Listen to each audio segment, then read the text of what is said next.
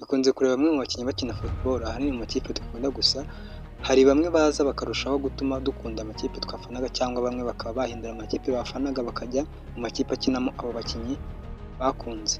Nguhaye ikaze iyi ni Shema TV. Njye ubagezaho nk'abatunganyiriza ikiganiro nitwa Shema. Uyu munsi tukaba tugiye kuganira ku buzima bw'umukinnyi w'umufaransa ukina ikipe ya Real Madrid, uwo nta wundi yitwa Kylian Mbappé.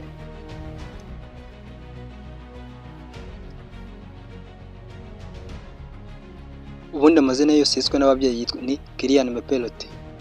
Akaba yarabonye izuba ku itariki ya 20 z'ukwezi kwa 12 mu 1998. Avukira i Paris mu gace kitwa Bondy. Mbappé akaba akomoka ku mubyeyi umwe w'umunyafurika ndetse n'undi w'umufaransakazi. Se wa Kylian Mbappé yitwa Wilfried Mbappé, akaba ari umunyakameruni ariko ufite ubwenegihugu bw'Ubufaransa. Naho mama wa Mbappé we akitwa Faiza Lamar, akaba ari umufaransakazi. Mbappé atangira urugendo rwo gukina umupira w'amaguru yawutangiriye mu ikipe muri quartier iwabo aho yavukiye. Icyo gihe atozwaga na papa wiwe, iyo kipe yitwaga AS Bondy.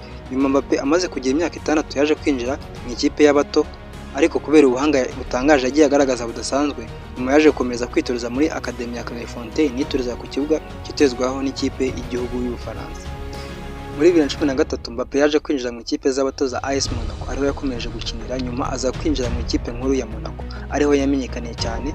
Icyo gihe yaje gufasha ikipe ya AS Monaco gutwara Ligue 1 muri saison ya 2016-2017, ndetse iyo saison yagiranye na AS Monaco muri kimwe cya kabiri cya Champions League bavanwamo n'ikipe ya Juventus. Kubera uko kwitwara neza byaje gutuma ahamurwa bwa mbere mu ikipe y'igihugu aho yarakiri muto afite imyaka 18 gusa.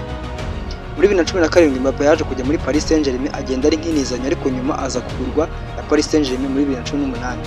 Yaje gutwara igikombe cy'isi ikipe y'igihugu y'Ubufaransa batsinze ikipe y'igihugu ya Croatia ibitego 4-2, ndetse anatsinda igitego muri ibyo 4 batsinze. Ndetse yaje no gutorwa nk'umukinnyi w'irushanwa w'iki gikombe cy'isi.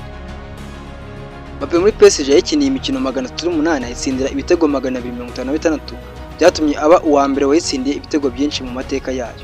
Ndetse yatwaye na PSG ibikombe bigiye bitandukanye mu Bufaransa, aho yatwaye na PSG na Paris Saint-Germain ibikombe 6 bya shampiyona y'Ubufaransa bizwi nka Ligue 1, ndetse n'ibikombe by'igihugu bizwi nka Coupe de France 4 ndetse na Coupe de la Ligue 2. Muri saison ya 2019-2020 Mbappé hamwe n'ikipe ya Paris Saint-Germain baje kugirana kuri finali ya Champions League batsindwa n'ikipe ya Bayern Munich.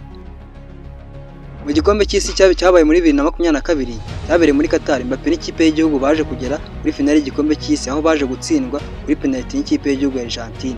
Icyo gihe Mbappé yaje guhembwa nk'uwatsinze ibitego byinshi mu irushanwa. Nyuma Mbappé yaje kuva muri Paris Saint-Germain asoje amasezerano aza kwerekeza muri Real Madrid, ari nayo akinira ubu ngubu, dore ko amaze gutwara nayo igikombe cya Super Coupe y'u Burayi ndetse n'igikombe cya FIFA Intercontinental Cup. Ndetse ibijyanye n'ubuzima bw'urukundo bwo hanze y'ikibuga Mbappé akunze kubigira ibanga, kuko we avuga ko icyo yitaye ibindi bihembo wamenya Mbappé yabasha gutwara iyo nagiye akinamo. Shima yafashe umwanya gukurikirana ikiganiro, nongera gusaba subscribe niba ari ubwa mbere ugeze kuri uyu murongo wacu wa YouTube kugira ngo njye ngiye ibiganiro utaha byibonere mu ba mbere.